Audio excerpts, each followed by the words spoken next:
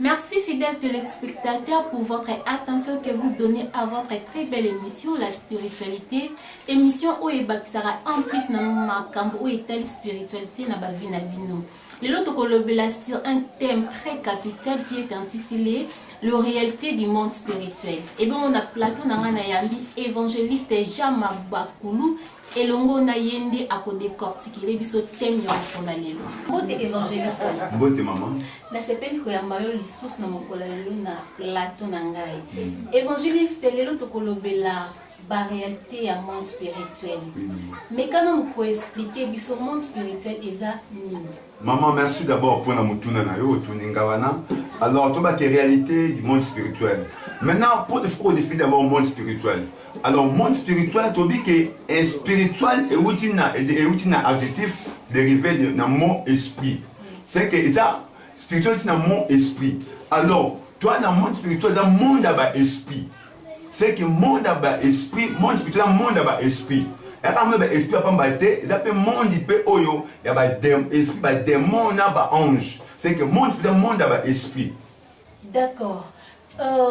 Motuna emi balé ezali monde, pourquoi monde spirituel ils ont une influence marquée dans le monde physique. Par exemple, mutu oyo ba bloqué dans le monde spirituel. Blocage joana est affecté le monde physique. Ça se passe comment? Maman, et dit que la vie n'a pas influencé dans le monde spirituel. Parce que ce Bible dit que la vie n'a pas caché pendant le chumasia. Le chumasia caché pendant les célestes. Parce que nous sommes tous à vivre de pendant la loi. À part au nom de adepte à Satan, bon, ben pas à Satan. Alors, sur le total même chose qui n'a pas Zambé, na un roi, chapitre 2 verset 19. Babi que mbo que là qui m'a payé. Mais que mais comprendre que mot qui m'a bé que ko luka mosa na nzambe Élysée pour na ko bonde la pour na mboka parce que monde esprit là ko fait pas faire parce que là esprit nous avons ça ko fait pas faire bateau parce que bateau zo mona que mutususu aza mon neti na mon zaki na mon mwasi moko boy aki a momo sa kitoko ana beauté mais ake ko luka kisi pour te akende ko luka mais ba mon ba linga kai. Alors, tant que vous savez, comme on a su quoi, vision ma bé. Et ngangana, a comme quoi, pour les pesangaï et le konanga. Parce que, à côté qui n'a monde wana, pourquoi côté monde est comme monde spirituel, pourquoi côté kuna et comme le côté à côté n'a pas de monde wana, c'est à ce que le kaba siko et le konda comme siko ko réclamer. Donc que ngangana alors c'est parce que à la kina il y a des boules, on sait c'est que tout. Mais à partir par camarade, influencer à que ne kuba soit qui si pour pas que n'a mi pas na mbongo.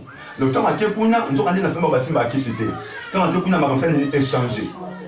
Donc, on a réclamé, sauf que c'est au moment où ça le boy. Alors, à qui pas là, la bonne épouse n'a rien à tirer, c'est normal. Vraiment. Est-ce qu'il y a un esprit, en fait, un esprit de contrôle quoi? Les années? Azolandela, mutuana ba bloqué dans le monde spirituel, dans le monde physique, et est-ce que mutuana vient, ils ont marché, tous ils ont marché, est-ce qu'il y a un esprit? Parce qu'il y a marqué, de tout ça, chaque avenir, il y a un démon, pas d'avenir. Chaque quartier, chaque avenir, chaque parcelle, il y a un esprit, chaque famille a un esprit contre la famille, voilà. Il faut que tous les cas, moi-même dans le monde, chaque pays, il y a un esprit contre le pays. C'est que dans l'esprit contre la souffrance, même l'esprit qui influencé. Moi, je suis un esprit sorcellerie. Je ne sais pas. Je suis un esprit de pauvreté. Esprit de célibat, je suis un esprit de saleté. Dans l'esprit, ça peut influencer car tu as influencé la vie à toi. Ok, c'est quoi la réalité nini et dans le monde spirituel? Alors, la réalité, c'est bien. Nous sommes au moins moi, c'est qui toko. Moi c'est qui toko mais le corps a déjà affecté l'autre mon et ça dit que ça que et bien la mi pas moi c'est qui toko même si moi qui toko mais toi comme moi ça m'a dit c'est que ils va de là cambo ça m'a carte bon parce que ils a quoi affecté bon monnaie dans le sens ils anormal. Ok, donc la réalité, il y a un monde spirituel. Nous sommes en sous. asa mona mwasi na butu mona ke penso sou et alo coucher ba bibal c'est la réalité de ça maman mon penso abo bota ki na butu na moi bon on demande ana mona te c'est ça la réalité il y a monde spirituel. Ok, évangéliste, si que au côté pour le banini na bateau bazo vivre la réalité à monde spirituel. Et attendez moi là, faut la conscience. Faut la conscience que non, on a vu na ngate. Makambo eza ngate. On a na butu, on loti que na ya misuli. Faut ça ni. Faut que parce que nzambe za da sorcellerie déjà.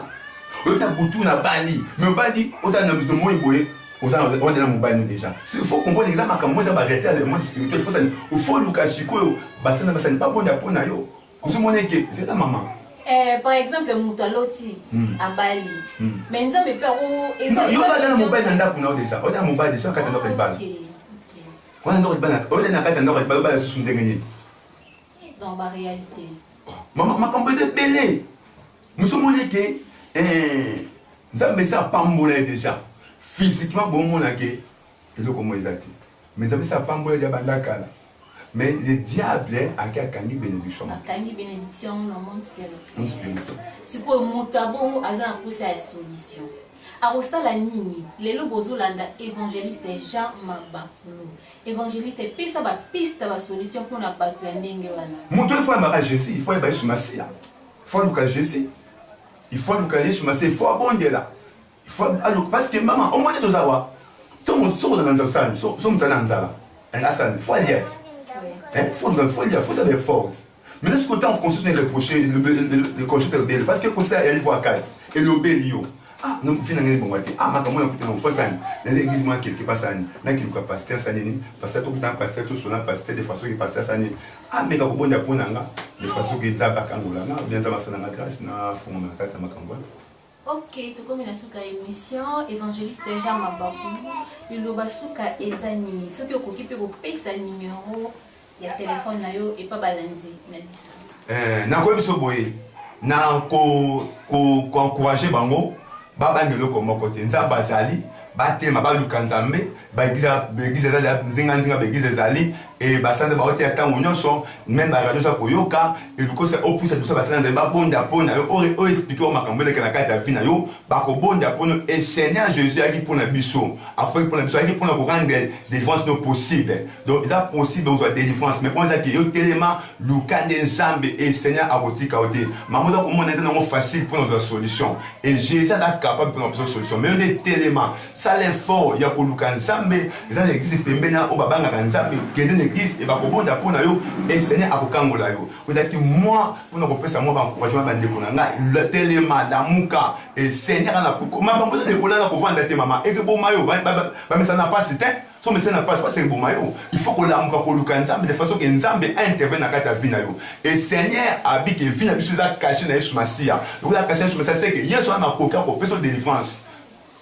alors na pesi et numéro on a fait si mot na bande ko nyonso balandi biso na tongo lelo esika batanza pambola bino et na fait si mot na bana so banga moyo Seigneur pambola bino pe na fait si mot na papa na nga mon référent Eric Asana et bisika dali Seigneur pambola ye pe na fait si mot na ba fidèle nyonso église Maranatha église de la gloire pe na fait si mot na ba fidèle nyonso c'est les sali nzaba pambola bango et numéro na nga ezali plus 243 90 511 54 93.